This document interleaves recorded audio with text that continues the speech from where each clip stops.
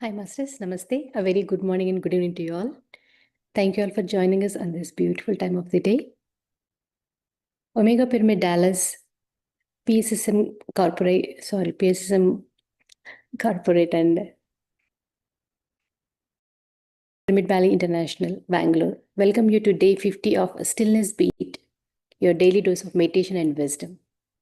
And let's start today's session with 45 minutes meditation. And I invite Balaji Master to conduct today's meditation. Welcome, Balaji sir. Over to you, sir. Thank you, madam. Thank you, everyone. My dear masters, my dear friends, my dear gods, good morning to everyone. So, without any delay, let us start our daily meditation. Kindly take a comfortable posture, either on chair or on the floor, wherever you are sitting. Let the posture be very comfortable. If you are sitting on floor, kindly squat your feet. If you are sitting on chair, kindly cross your feet. Take the back support of the chair or a wall if you'd like to, and ensure that your posture of seating is very comfortable.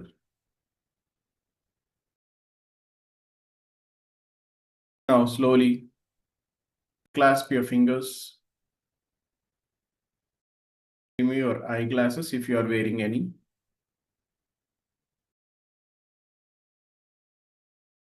Slowly and gently close your eyes.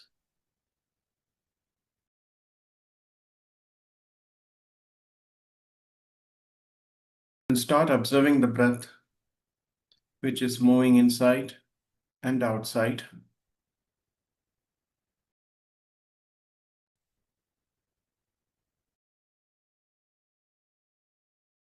Let there be no thoughts in the mind,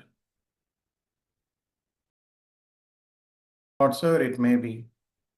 Kindly disconnect the thought and come back to the awareness of the breath.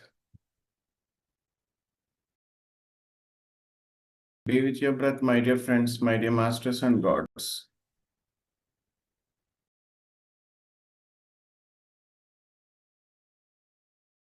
When you are with the breath,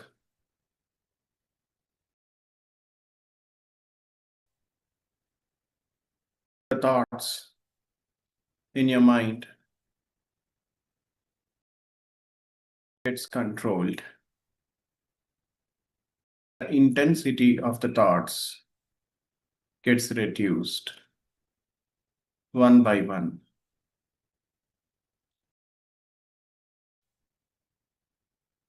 And finally, you will see very less number of thoughts in your mind.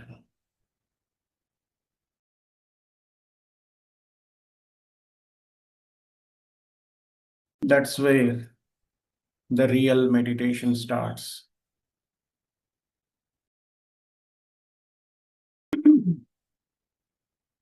Let there be no physical activity. Let there be no mental activity or intellectual activity during this 45 minutes of meditation. That's where the real meditation starts. The real spiritual growth will start. Keep observing the breath. Forget all your worries, forget all your goals, forget all your task list, or anything whatsoever it may be for this 45 minutes. We are sitting in meditation for our own spiritual development, for physical health, for meditation deepness,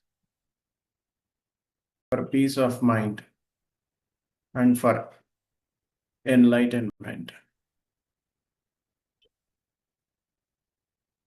Be with your breath, my dear friends.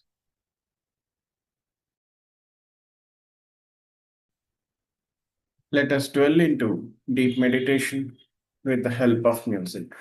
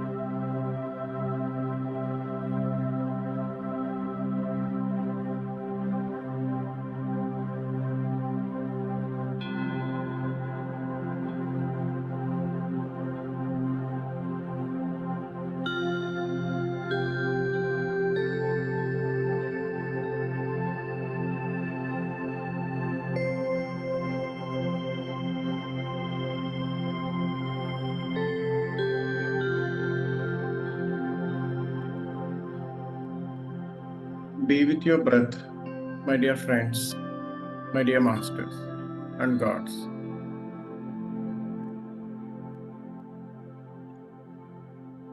Let there be no thoughts in your mind.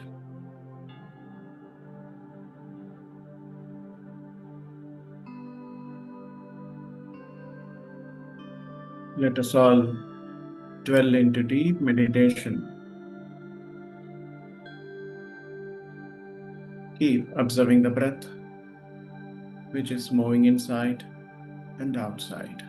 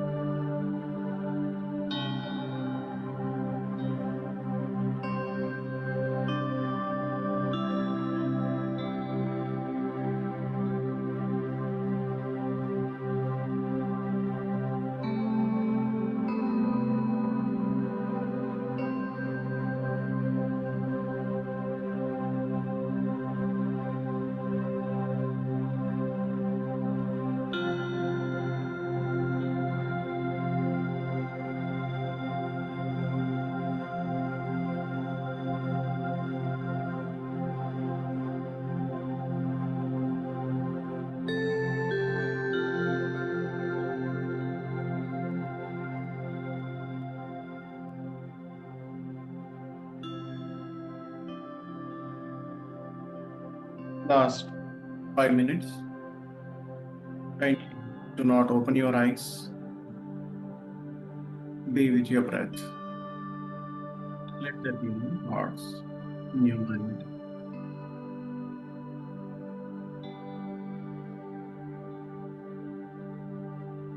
Slowly bring your focus into your heart center.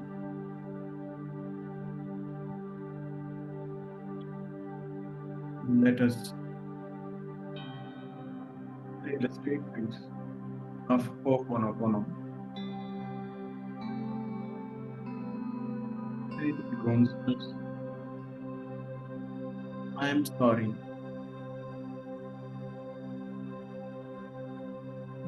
Please forgive me.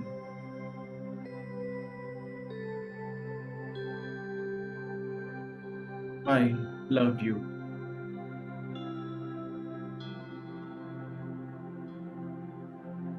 And thank you.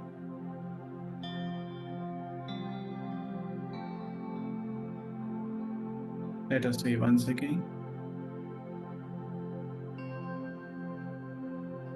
I am sorry.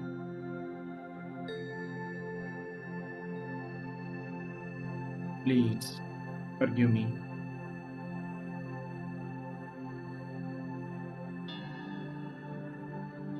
I love you.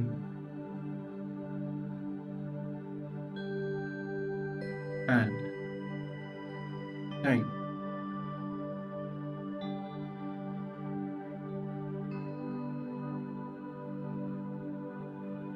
Let us say once again, I am sorry. Please forgive me.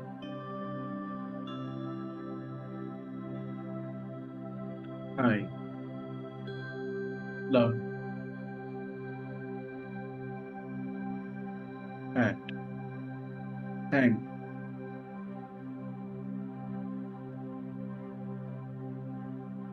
Be with the breath, my dear friends. Let there be no thoughts.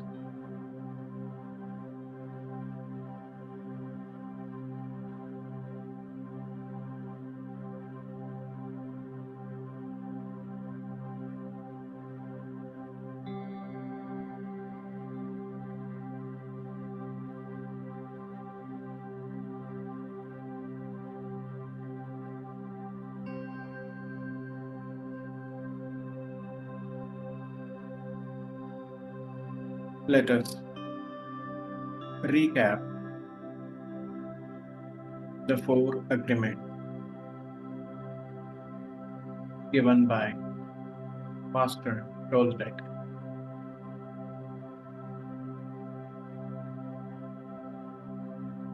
Statement number 1. Be impeccable with your words.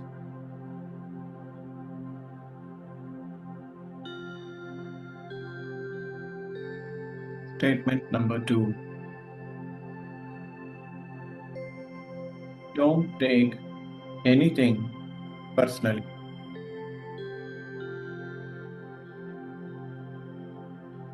Statement number 3. Don't make any kind of assumptions.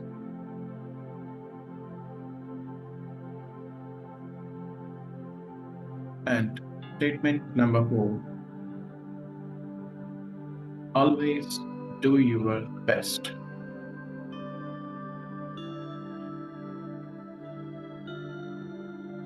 Last 30 seconds. Be with your breath.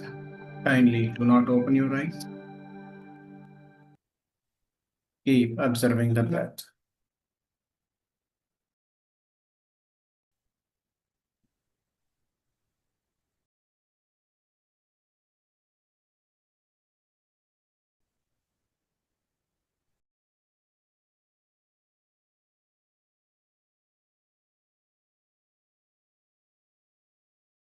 Ten seconds.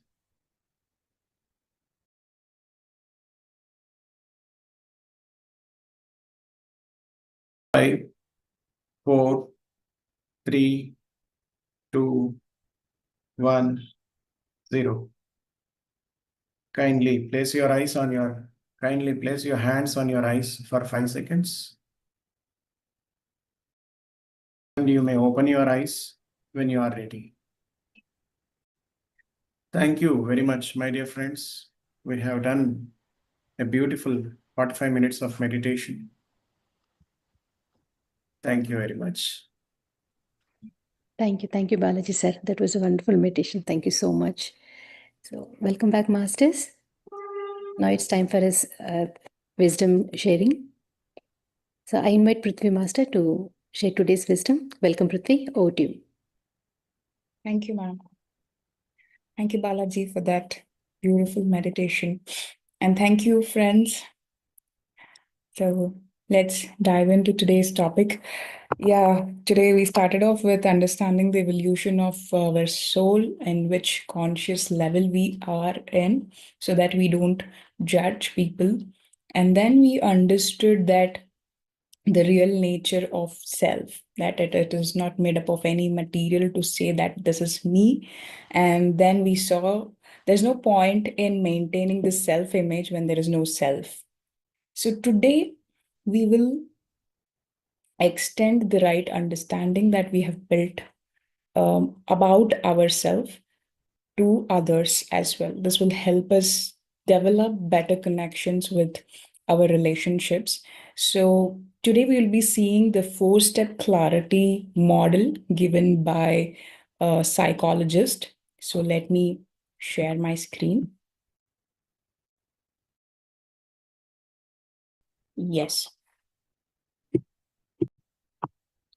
Dr. Marshall Rosenberg is an American psychologist. He did an immense work in understanding the human behavior, and then he wrote a book called Non-Violent Communication. In that book, he clearly talks about this 4-step clarity model. This is a very simple steps, I would say, but very, very powerful, my dear friends. So let's see what it is. He starts off with saying that the separation begins with judgment. The moment we start judging someone, we create that separation, and the connection begins with understanding.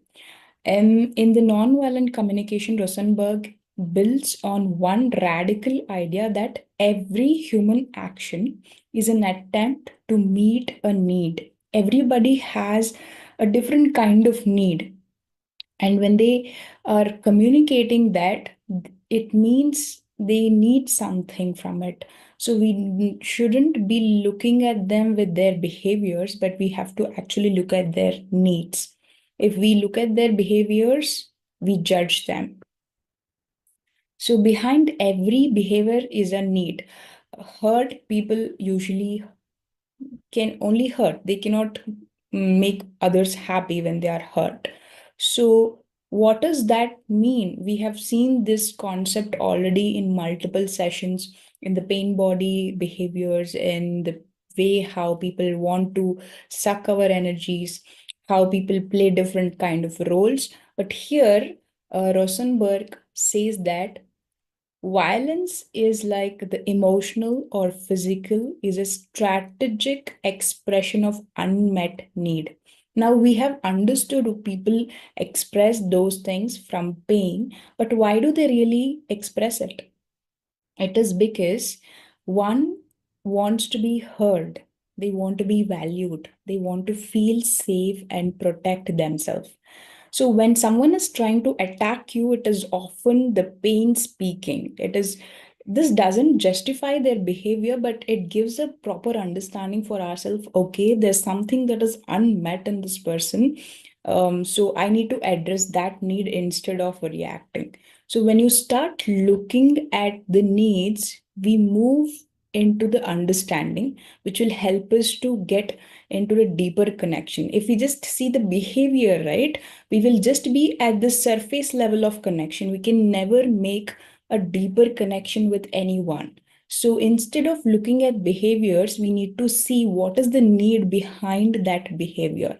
And that will start dissolving the separation that we mentally carry with others. Yeah, so the 4-step clarity model is, it's really very interesting. First, he says observation, feeling, need, and request. Just see, he gives a very beautiful example. Instead of saying you never respect me while you're conversating with someone, instead of reacting with anger, saying that you never respect me, shift that to first observation is, when you interrupted me, the statement, you observe without evaluating them, or the observation is neutral. Most of the conflicts begin with this first statement itself, friends, because we always mix up observation with opinion, and that is where we start the conflict, the very first statement. So instead of evaluating or interpreting what they are trying to do with you, just bring that awareness into the conversation and say, you interrupted me. Second thing, put your feeling. Express your feeling that I felt hurt. When you interrupted me, I felt hurt. Because you need to say that instead of blaming them. If you start owning your feeling, nobody will get defended or offended with what you're expressing. Your feelings are your own, because the same person who has made you angry will make another person happy. So it's not that the person is making you angry, but you are feeling angry because of your own expectations from the person. The same person makes somebody else happy. So the feeling is our own. So start owning your emotional state instead of blaming others. When you own your feeling, you will stop pointing out others. That will help us to connect better. And the third step is need. Put your need on the table. Just express very transparently, saying that I felt hurt because I value respect. Need is the hidden core of every kind of relationship or interactions, connections that we build, friends. This is the most important step that we need to focus on, because every feeling points a need. If I am hurt, I am looking for respect. If I am angry, I'm looking for something fairness. I am not okay with what is happening. And if I feel sadness, I need some connection. I want people to talk. I want someone's time. That is why I'm feeling sad. When I'm feeling the fear, if I'm shrinking up, I'm looking for some safety. I want someone to be there, emotionally support me. That's the need for me that I'm looking for. So every kind of feeling that we go through has a need behind it. If we communicate transparently to the person, they will never argue with the needs.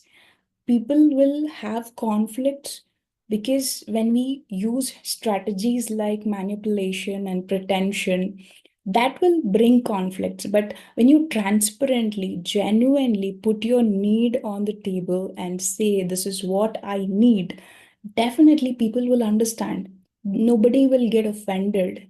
Nobody will argue with your needs. They will start understanding you, and you will also start understanding them. That builds more deep connection. And the fourth step is request. Instead of demanding or criticizing that you make me feel something, or you are not fine, I want you to change your behavior or your approach towards me, instead of demanding, if we can clearly and consciously put our request, saying that, can we allow each other to finish speaking? Just imagine if you start putting your conversations in this way without getting attacked. without getting attached with what is happening, without reacting. If you can bring in a little bit of awareness into your conversation and frame your statements with this four steps: observation, feeling, need, and request, it invites cooperation with other person. The other person will understand that you're not just offended or trying to prove yourself right, but you really want to connect with that person. You really value that person. So that will build real connection and help our relationship heal. Why this model works psychologically also is, friends, because when someone hears blame, our nervous system starts getting into defense mode. It activates the defense mode. It gets into that fight, flight, and freeze mode, which will not help us in any way to resolve the problems. But when we use this framework: observation, feeling, need, and request, first, the brain of the other person will perceive it as a safety. Okay, now I'm not attacked. I feel safe. That safety will open up for the other person to listen. Everything starts with listening, right? So for someone to listen, for someone to value your words need to sound safer first. So then the listening will open up for empathy. The other person will start empathizing you. He will or she will start feeling what you are feeling. They will start sharing your burden. And that sharing of burden will open up for the connection. That's how we improve our relationships with this simple 4-step clarity model. And at the spiritual level, when we judge, you see the other person as others. When I am judging you, I see you as another person. I'm not seeing myself in you. I see a separate self. I want to prove something, that I'm right, or I'm feeling something and you are not right. So there is a separation created. When you start understanding the need, you see a human. And when I start seeing your humanity, I recognize myself in you, because once I start seeing that, okay, you are also a human, you also have needs just like me, I start connecting and relating with you, and I start seeing, okay, that I also have that need for being respected. Even I have that need for being valued. Even I have that need for connection. So we start seeing ourselves in the other person. This will start, helping us to getting into that oneness, because as I told you, the need for love, respect, security, meaning lives in me too. This is where the oneness begins with the other person.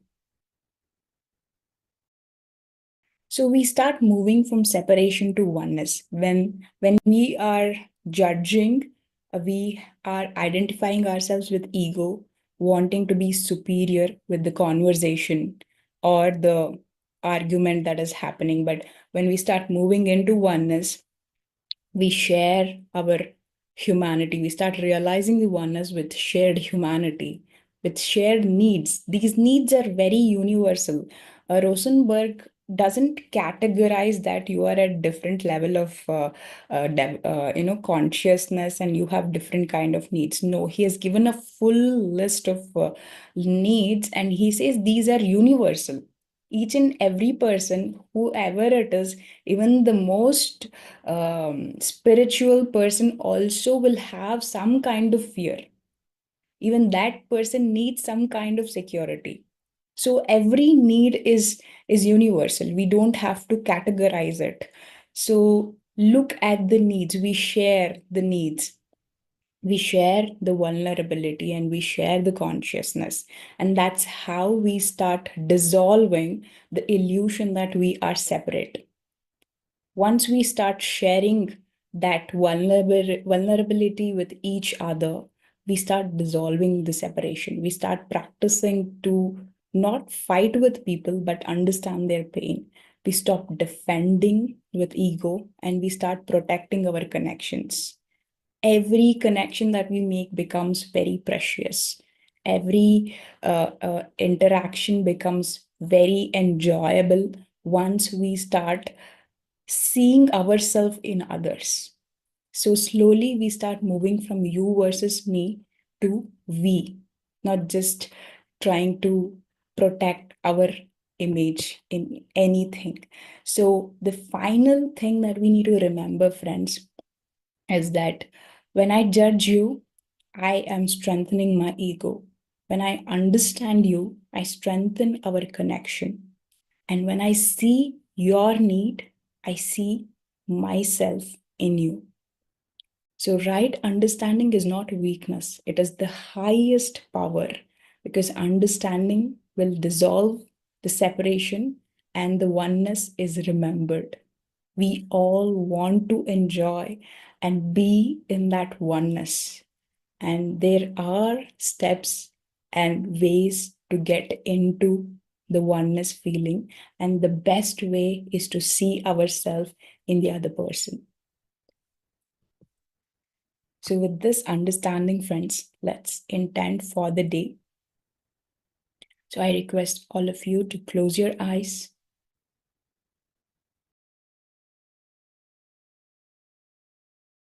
And today,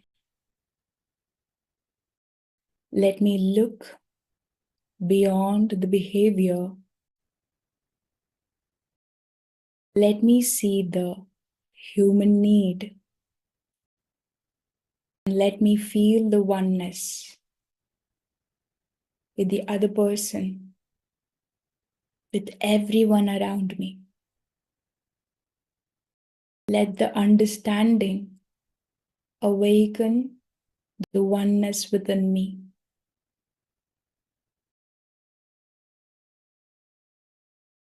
Let me choose connection. Let me choose meaningful relationship. Let me choose harmony. Thank you. Thank you, friends. Over to you, Bhavani.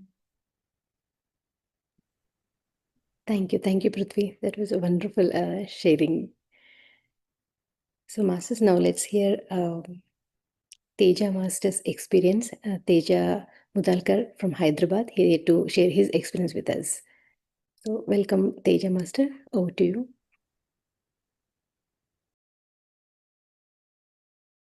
Good morning. Good morning. So thank you so much for this opportunity, ma'am. Hope I'm audible. Yes. Thank you. So I'm Teja Mudalkar from Hyderabad. I'm son of Narendra Mudalkar, who is a great master in Hyderabad. So he was the first disciple for Patri sir here. So I started meditating from at the age of 3 itself. So I don't have to struggle to get into spirituality because my dad started it in his childhood only. He's a very great master there. So I got to spirituality through him only. So I did not struggle much to get into this spirituality. So at the age of 3, I started meditating. So suddenly I sat one day while playing. Uh, it was almost like half an hour to 45 minutes, and I started and I sat continuously for more than 1.5 hours. So parents got really worried. What is this guy doing? What is such a young boy? What is doing at this age? Why is he sitting like that? So that was really dire. And mom were really worried about me. So they called one doctor, Dr. Newton sir. So he checked in meditation that what I'm doing in meditation. So he told that I'm in astral travel with Sri Krishna. I was playing with him. Sri Krishna gave me fruit. I was having that fruit. After waking up from meditation, I was showing the photo of Krishna and telling mom and dad that I was playing with Sri Krishna. So, so from that age only, I have that connection with Lord Krishna. I go regularly to ISKCON temple. I do meditate regularly. So as I grew up, I started getting carried away with life, like going with friends out, enjoying. So I stopped doing meditation from many years, which affected me very badly. I had severe health issues. I had severe anger issues. I did not have that confidence how to face the society, how to face the interviews.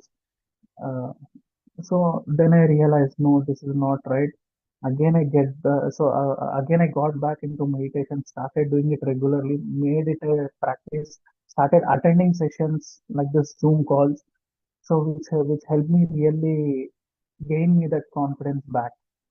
So the problem with today's youth, what I observe with by being in the spirituality is, we think that we have that mental illness, so-called depression, anxiety, that is all here.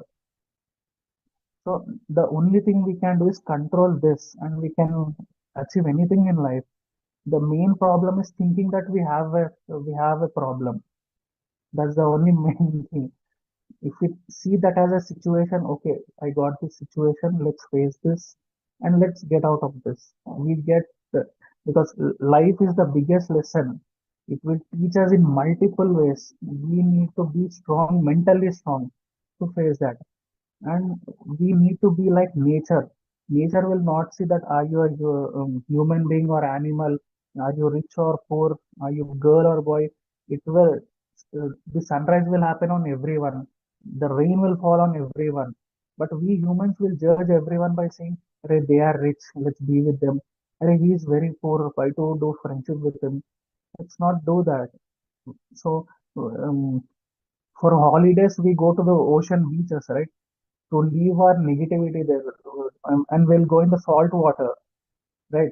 But the salt